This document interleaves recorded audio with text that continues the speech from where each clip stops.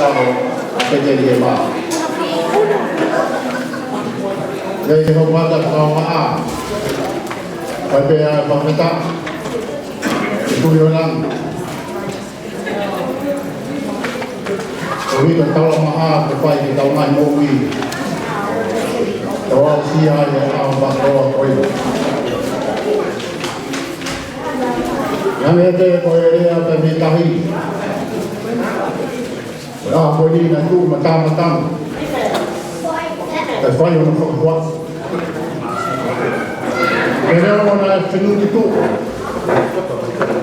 ai hala kolang pavita kai meri o itani ana moi ya kohe faya tu tamato tu tahau ya koi kalau makai ko waya bibiala Kau berwajah buatkan OPT Lema menontonkan dari botol setiap proyek mungkin yang mai kita tahu macam ane koi ya mungkin dia OPT buatkan yang ini kalau tunai file pakai kau mungkin ada buruh aja PT Lema Nai hai thos de orami nai ro moi ai tiwa a hela ni fa kolo ai ka mo to ye po koi mo klas aho a te de ba ta kolo fa kai na ka ke no fa ma to ro to wa ma tu ye po koi ni Semoga faham mahu. Wahai pemalu wahyak, kau hidup bukan lagi. Kelas kau yang peden lema, tapi ay sosial wakiawan, pemesan, bawa dia begitu, wana lawal.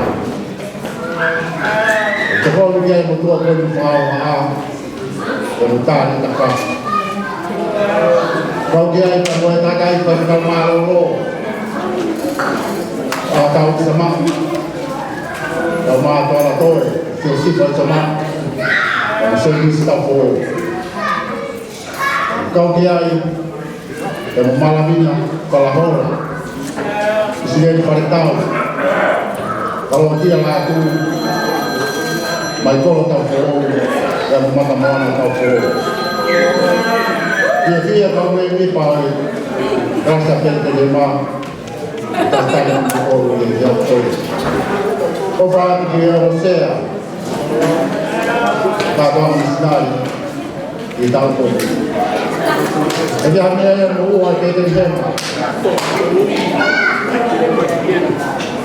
Perhaya dengan dia, memang ofat berkumpul.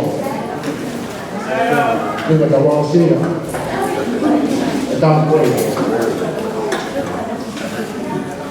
Aku ini kalau pun kalau orang, ramai dia ramai mai. Jauh kau buat apa yang ada yang apa ini?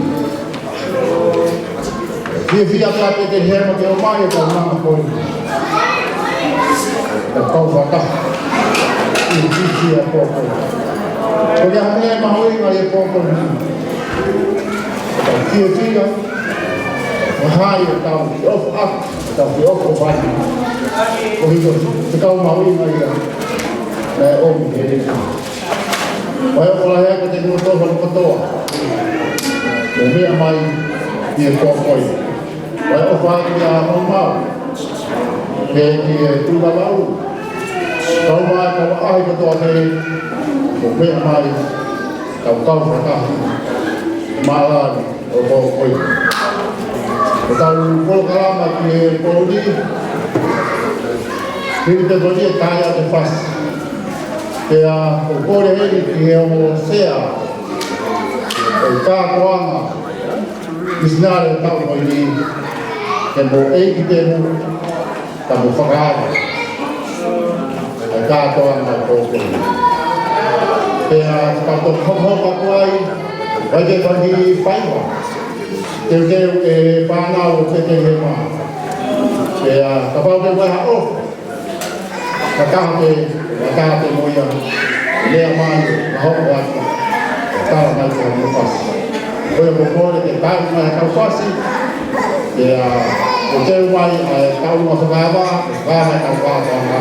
Pea tau te hoko whakawa. Malo.